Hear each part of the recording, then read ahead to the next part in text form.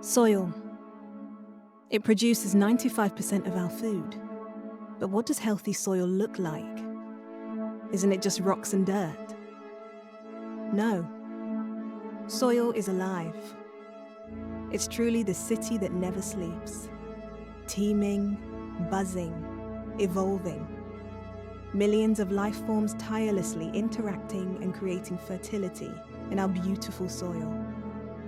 Continued life itself on this planet is utterly dependent on these microorganisms.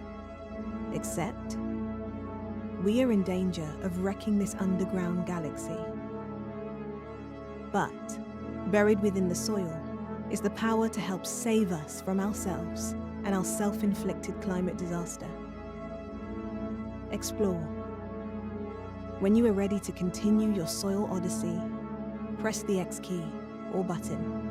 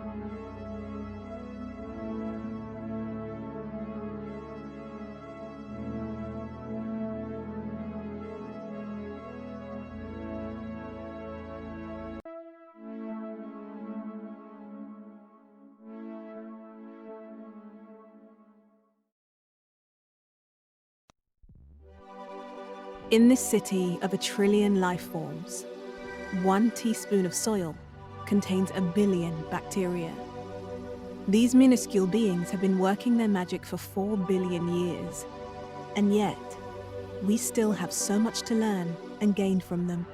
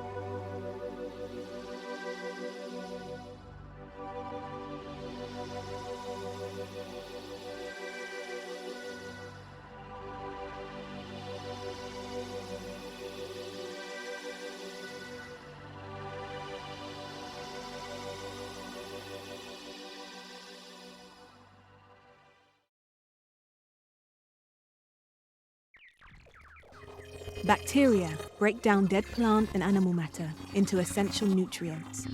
Nutrients which eventually refresh, restore, and revive the soil. Their magic contribution is to recycle waste and turn it into goodness. They create the womb from which new life can thrive and prosper in the cradle of the soil.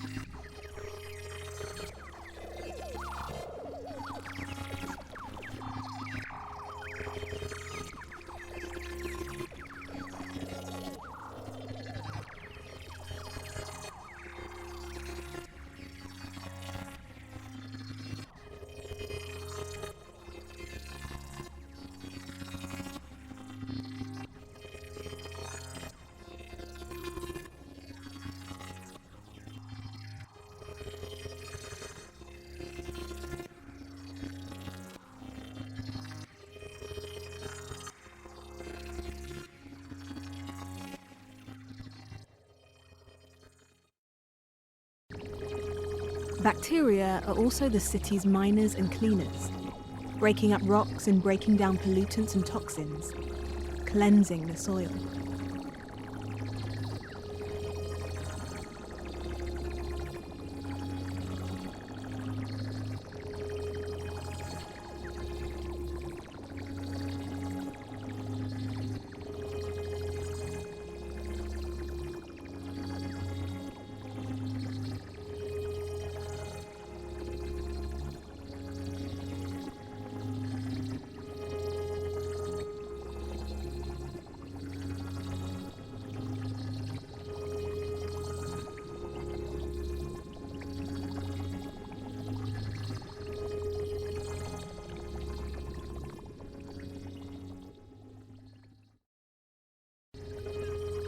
Countless human lives have been saved in the past 100 years by antibiotics created from bacteria in the soil.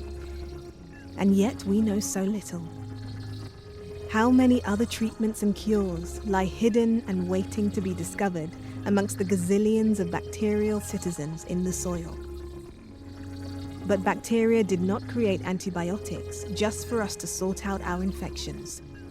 They use antibiotics to collaborate with or destroy rival bacteria, to communicate with plants, and to create pathways to move through the soil.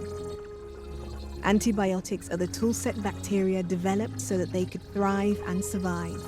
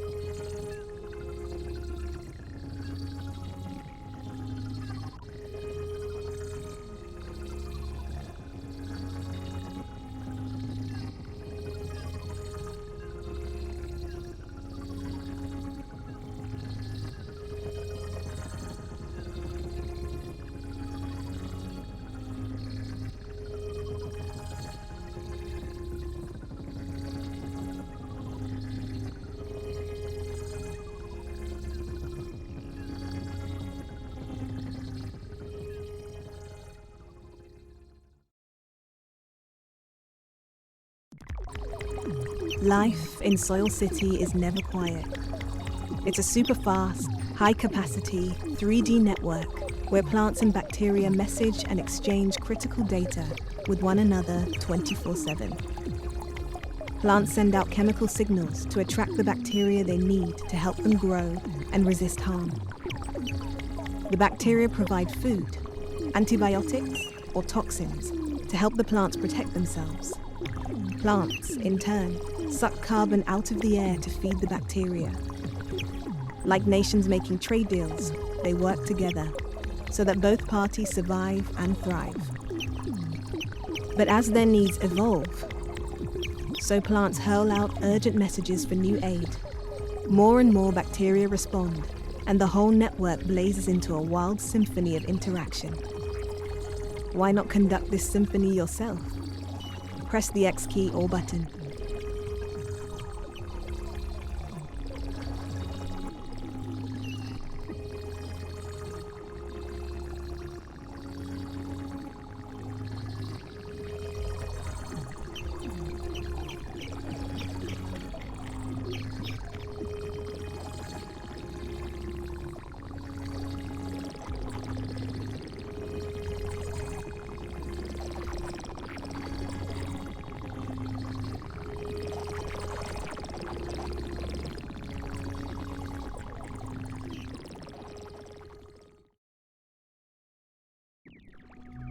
But the bacteria are not alone.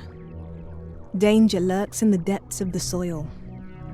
Predators, such as protozoa, who come in a variety of forms. Pseudopods.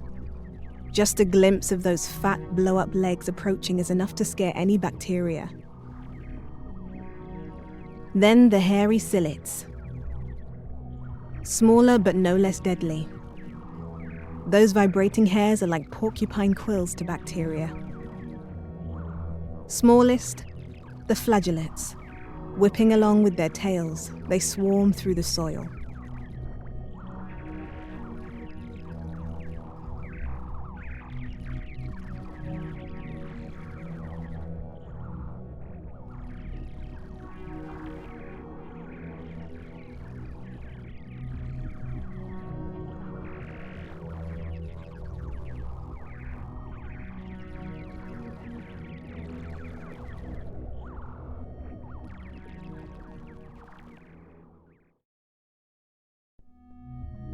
Protozoa eat bacteria.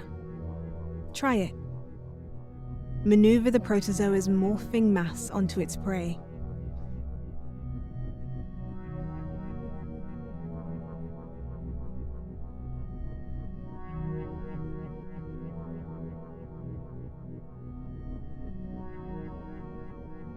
See how the protozoa suck out the nutrients the bacteria stored. So fast, so efficient. Without them, the nutrients would be trapped for ages. Instead, the nutrients are released, set free to feed the plants, liberated to enrich the soil.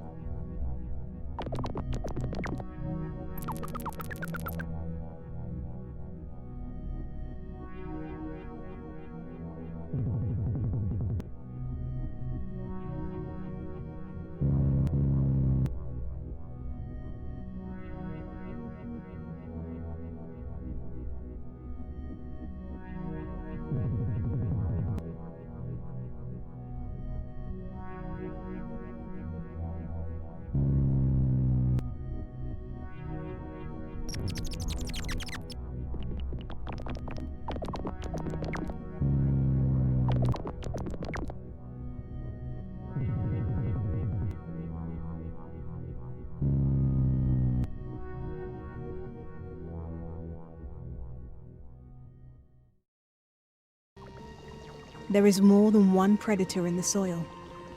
Check out the nematodes. They eat just about everything. Bacteria, fungi, protozoa, plants, and even little bugs. They're feasting, spewing out ever more nutrients to enrich the soil.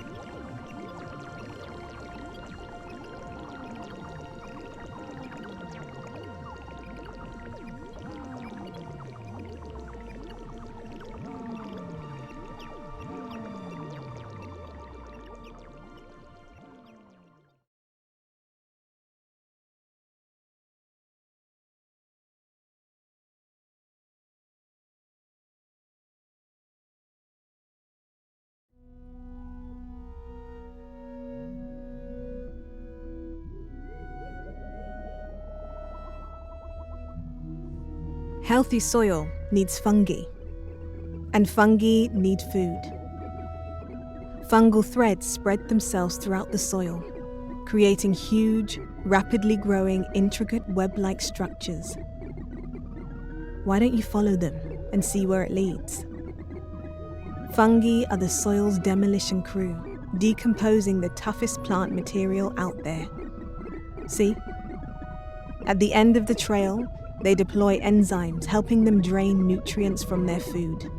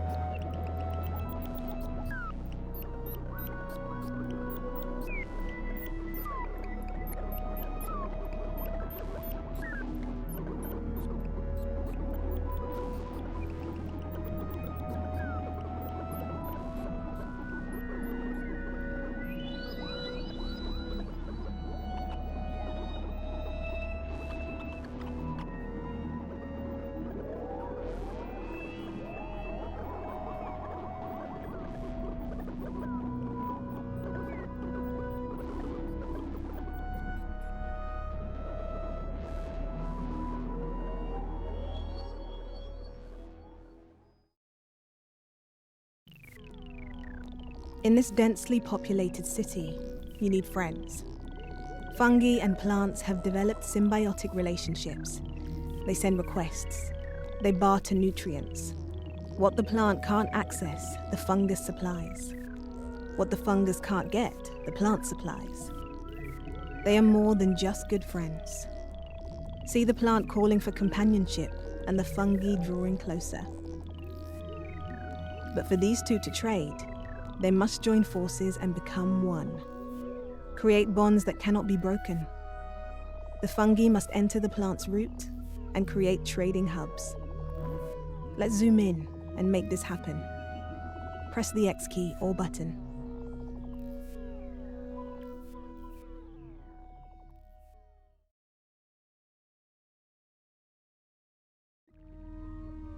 Can you see the glowing exchange points inside the root? Navigate your way through them to activate them.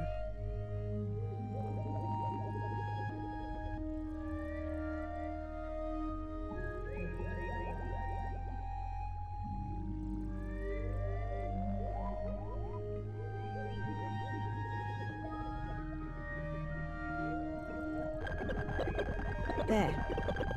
That's what you did. Plant and fungi merging together to create a marketplace, trading nutrients and food. Activate the other exchange points.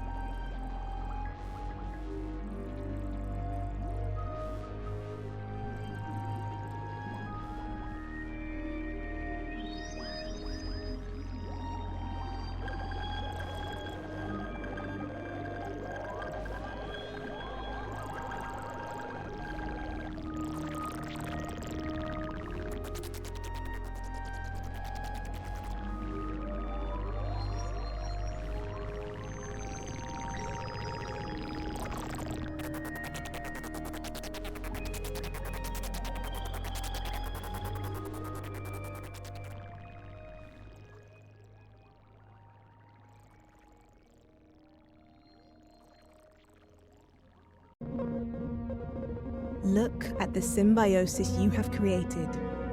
Plant and fungi living as one, working and thriving together. But there's more to this deal than meets the eye. Fungi repay the plants by weaving spidrous networks around the roots. Some even provide antibiotics. The strength of their bond protects them from lurking pathogens and parasites. They've gone all the way and tied the knot. They are true soil mates.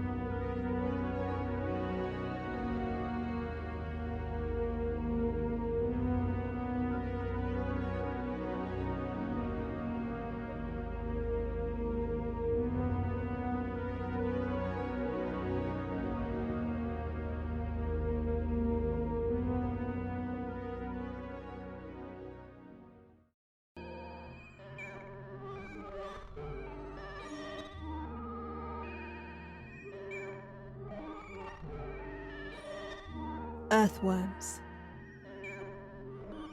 Healthy soil's most powerful ally. They shred huge amounts of organic matter. What goes in one end comes out the other as nutrient-rich manure, which radically intensifies the fertility of the soil.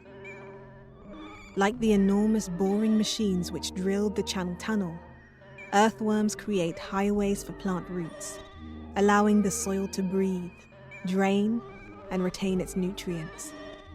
Without them, the soil would flood or dry up. They are truly the soil city's most generous benefactors.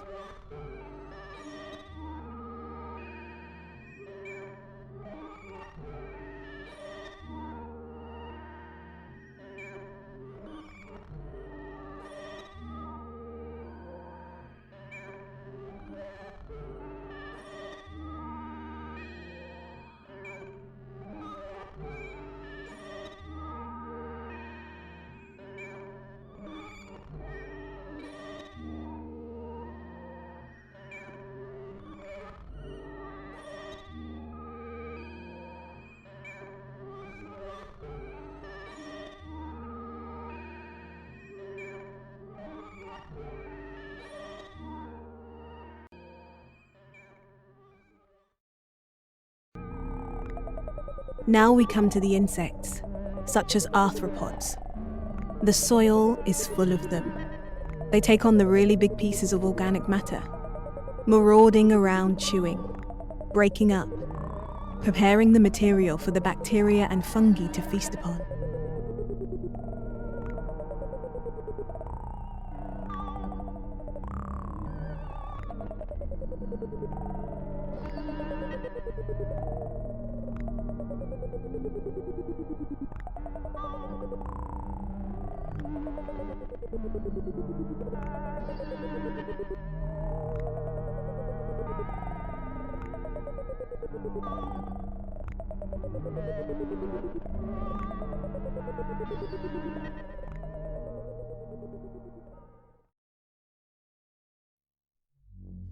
Healthy soil is complex, fragile, and full of life, where plants and diverse microbes interact, trade, and communicate.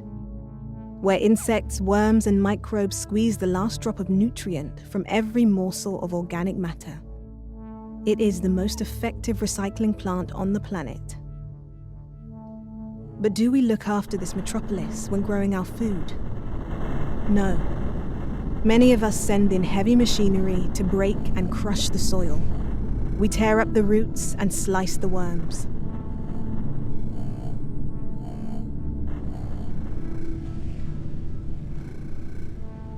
Breaking the earth apart, through cultivation such as ploughing, destroys the soil's structure, limiting its ability to hold the right amount of water, leading to an increase in droughts and flooding. Microbes struggle to survive in these conditions, and their populations decline. Then there is climate change, largely driven by the release of excessive amounts of CO2 into the atmosphere. This is at the mercy of soil preservation. There is 3 times more carbon stored in the soil than in all the plants and trees on Earth. Yet, every time a tractor plows or breaks apart the land, a vast amount of CO2 is released into the atmosphere, and we all lurch one step closer to our climate disaster. After cultivating a field, we often leave the soil with nothing growing in it, exposed, unprotected, naked, prey to the wind and rain. Precious fertile topsoil is simply blown or drained away. Intensive farming treats soil like an endless resource, but we are destroying it up to 50 times faster than it is able to rebuild. We are assisting climate change, depleting our healthy soil and making it ever more expensive and complex to feed the planet. Let's be fair. Breaking apart the land through cultivation feeds vast populations and helped us build our towering civilizations. But at what cost? We now realize that the short-term boosts that are breaking apart the land hold are outweighed by the long-term damage and destruction to the soil. If we carry on this way, we will run out of healthy soil to feed us. We have reached breaking point. It does not have to be like this. We don't always need to cultivate the soil. We can keep our soil's precious surface undisturbed and plant seeds lightly into its surface. Soil does not need to be left bare. We can plant cover crops. Try this. Go on. Press the X key or button to make a change. Cover crops protect the soil from being lost to erosion. They provide a bounty of nutrients that lure microbes back to the soil. But best of all, they trap and store carbon within the soil, helping us reverse our past mistakes.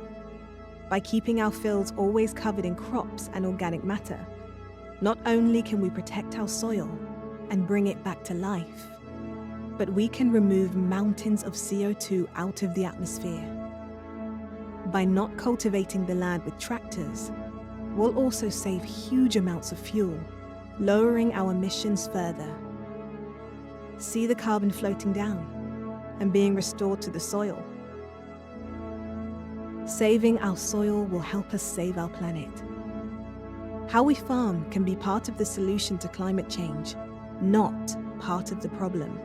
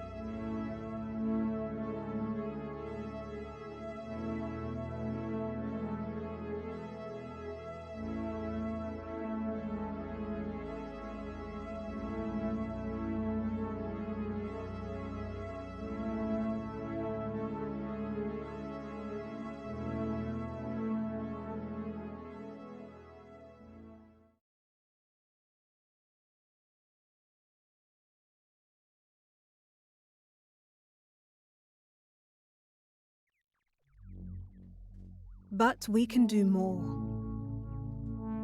Many of us currently rely on applying chemicals to our crops to meet the world's growing demand for food.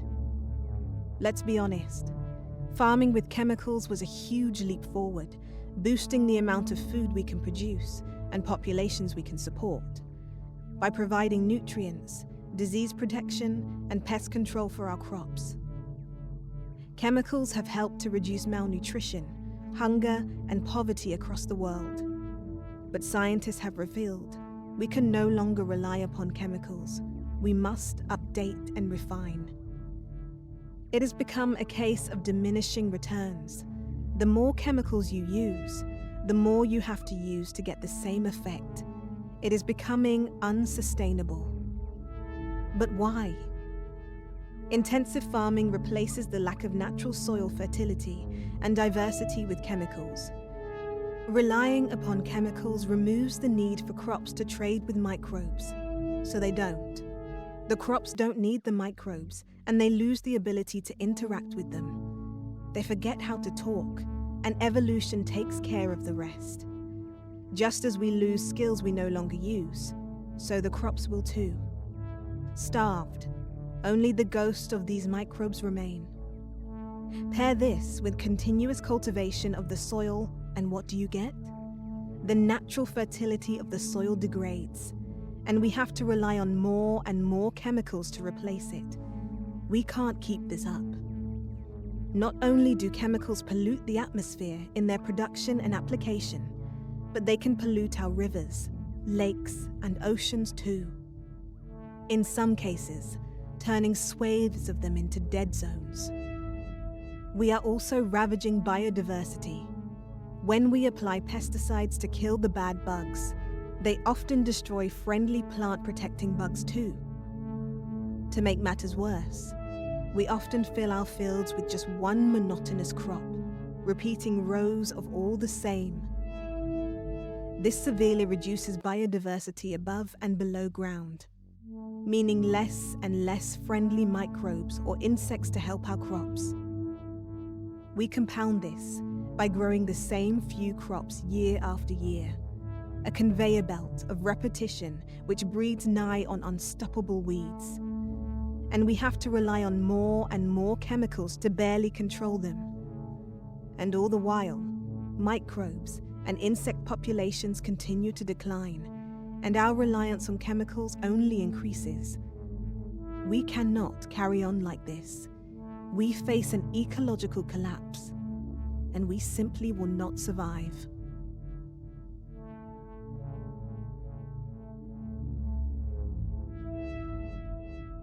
But there is hope. We can work with nature, not against it. We can harness the miraculous microbes dwelling in the soil. We need to learn from them, work with them, draw inspiration from them, and protect their home. We can thrive as partners in their ecosystem. We can protect our soil and create a healthy, underground cosmos brimming with diverse life. We can breed and plant smarter crops that excel at trading or joining forces with microbes, so that the millions of microbes in the soil feed our crops the nutrients they need and help protect them from diseases and pests. We can look after the friendly insects, encourage them to protect our crops against the bad bugs. We can update our planting patterns, embracing diversity so that what we grow and how we rotate our crops minimizes diseases and revives the soil. We can use nature to reduce the chemicals we need, and when we do need them, we can be clever about it, delivering precise amounts to exactly when and where the crops needs it. Meeting precise needs with precise solutions. Pair this with advances in technology, as well as continuing to uncover the secrets of the soil, and we can update our ways of farming to sustain us into the future. These methods of farming, where we look after our soil and work with the life hosted within it, can regenerate the planet. These updates to our farming can massively reduce and offset our CO2 emissions. We can start making changes now. It will have an instant impact on our fight to reverse climate change. Farming can lead the way by saving our soil, and feeding the world can save the world. We have the power. The food we eat is what makes us who we are. We can demand that our food is grown responsibly, grown so that with every harvest, we improve the soil and regenerate our environment. Know that with every harvest, we can bring our planet back to life. But we need your help. To find out how you can save our soil, please follow the link.